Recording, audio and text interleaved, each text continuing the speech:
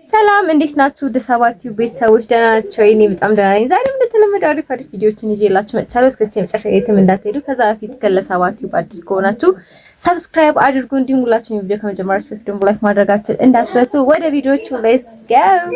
ቴኳንዶ የሚሰራው ጀለሰ ሞቶ ለለቅሶስ ድረስ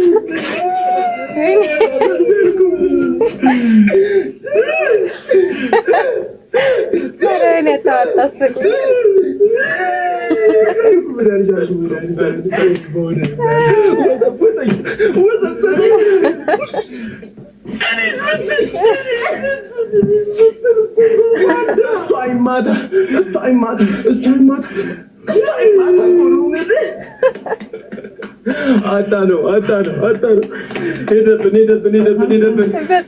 አጣነው አትሳፈጥ ስንለው ሰው ቀጥቅጦት ነው አሉ። እንደው ሰው ቀጥቅጦት ምን ሆነ ሞተ? ጥርሱን በውሃ ነው ያስዋጠው። ከዛ በኋላ ባዶ ጥርሴንም አልሆነም ብሎ ራሱ ሲል ላርጎ ገደለ። አየሰው ባባዶ ጥርሱ ላይ መሆን ነው ራሱን ሲል ያረጋው። በጣም ቴኳንዶ የሚሰራ ጓደኛቸው ሞቶ ነው እንግዲህ ሰው በፕሮፌሽኑ ቢሆን ግን አስባችሁታል? ይገባል ነው ይሸራል ጥያቄ ወይኔ ገደሉት። ከክላስ ውስጥ አንድ ተማሪ ግድ ነው በቃ እንደዚህ የሚያሽቃብጥ ልክ አስተማሪን ብቻ ፎከስ የሚፈልግ ምናምን አይነት ተማሪ ሁሉም ክላስ ላይ አይሆፕ ይኖራል። እስቲ የእናንተን ክላስ ሜታችሁ እንደዚህ አይነት ተማሪ ነበር ወይ? ኮሜንት ላይ ጻፉልኝ። እሺ አልወድም ወይኔ አልወድም ነው አልወድም ወይኔ ግሬድ ቀለደች መሆን አለበት። የሃይ ስኩል ተማሪ ሆነ ይሄን ማንበብ አልቻለች። ሼም ነው የምር ሼም ነው። 11 አመት ሙሉ ታግዬ ያለፍኩትን ህይወት ምን ነው እንደገና ወደ ኋላ የሚመልስ ዛሬ አንድ ስልክ ደረሰኝ። ምን ነው በእርግጠኝነት ይሄን ቪዲዮ ስታዩ ይደርሳታል። ከቻላችሁ እንደምንም ብላችሁ አንድ ሰው ጋር እንዲደርስ እኔ ወደ ኋላ መመለስ አልፈልግም። ያለፍኩትን ቀናቶች ያለፍኩትን አመታቶች እንደገና መልሼ ማየት አልፈልግም። ከቻላችሁ በማርያም እንደምንም በቃ ይሄንን ቪዲዮ ኮፒ ሊንክ ምንም አድርጋችሁ እንዲደርሳት አድርጉልኝ። እንደገና ወደኋላ ልመለስ ከሱስ ከብዙ መከራ ወጥቼ እንደገና ወደኋላ ልመለስ። ምን አለ ቲክቶክ ራሱ ባይኖር ባልከፍት ይሻለኝ ነበር። አይ ቲንክ ጋርልፍሬንድ ወይ ሚስቱ ነው የምትሆነው እና ወደ ሱስ ከመመለሴ በፊት ያው አድርሱላት ብሏል። እኛም ይሄው በዩቲዩባችን አስተላልፈንላታል። እባክሽን እንደዚህ ሰው ከችግር ውስጥ አውጣታችሁ ስትርቋቸው ወደ ነበሩበት እንዳይመለሱ እባካችሁ አትራቋቸው ምናምን እና ደርሶሻል ብዬ ተስፋ አድርጋለሁ። ፕሊስ ሄልፕ ሂም እርጁ እባክሽ። የሆነች ልጅ ነበረችና ከክፍለ ሀገር መጣ እዚህ አዲስ አበባ ዘመድ ጋር ነበር የምትኖረው። አለባበሷ እንደ ከተማ ባይሆንም ልጅቷ በጣም ቆንጂዬ ናት። እዛ ሰፈር ውስጥ ዕቃ ለመግዛት ምናምን ተልካ ወጣ ገባ ስትል አንድ የቀን ሰራተኛ ያያታል።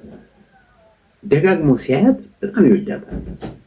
ይሄ ልጅ ብዙ ደፋርም አይደለም፣ አይናፋር ግዴ ነው እና አንድ ቀን በቃ ድፍረቱን አሰባስቦ እንደምንም ብሎ ያናግራታል። ከዛ ያቺ ልጅ በቃ ደስ ይላታል። መገናኘት ይጀምራሉ። በቀን ስራ ከሚያገኛት ገንዘብ እሱ ሻይ እየጠጣ እሷን ጁስ እየጋበዘ በጣም ደስ የሚል ጊዜ ያሳልፋል። ጊዜ እየሄደ ሲመጣ እቺ ልጅ አለባበሷን እየቀየረች ወጣ ማለት ትጀምራለች።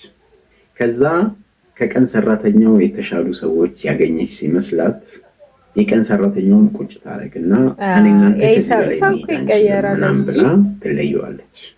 ውሎዋ በገንዘብ ትልልቅ ከሚባሉ ሰዎች ጋር ይሆናል። እንዳጋጣሚ ሌላ ሰው ሊያገባ ከውጭ የመጣ ሰው ካሰበው ሰው ጋር ሳይሆንለት ሲቀር ከዚህ ልጅ ጋር ይተዋወቃል። ከዛ ያገባትና ወደ ውጭ ሀገር ይዟት ይሄዳል። ውጭ መውጣት በጣም ትልቅ ህልሟ ስለነበረ ትልቁ ህልሟ ተሳካላት ማለት ነው።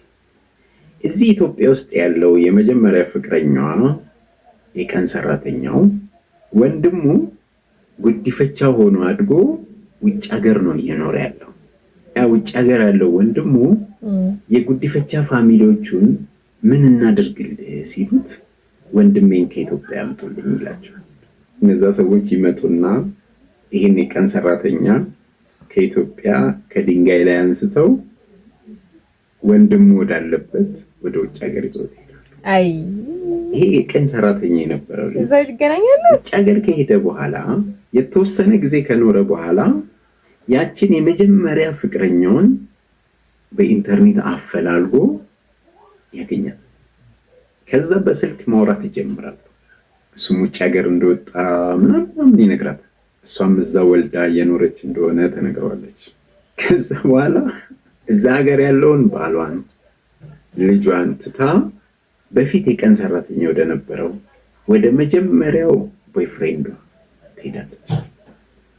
እንደዛ ይቻላል እንደዚህ እሱስ ተቀበላት። አይ ግን አንዳንዴ ከእውነት ለመናገር ማለት ነው ማይወጣ ፍቅር አለ የሆነ በቃ እስከ መጨረሻው ድረስ በቃ ምንም በጣም ብዙ ሳክሪፋይ የሚከፍሉበት ማለት ነውና ያጋጥም ይችላል።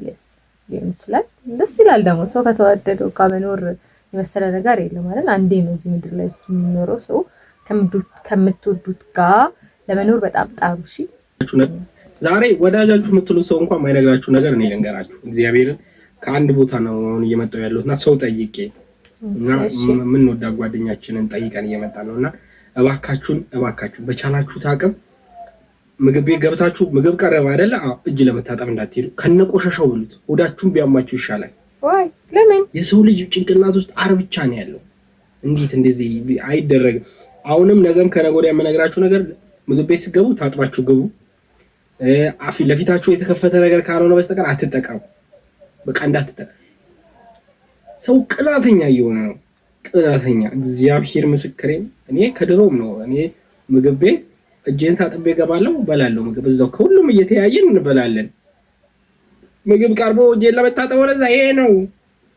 ማንንም ይሁን ሰው ይጠራጠራል መስሎ ትጠረጥረኛለህ ይባል ይጠራጥራሉ። አዎ እንዴ የእናቴ ልጅ ነህ እንዴ?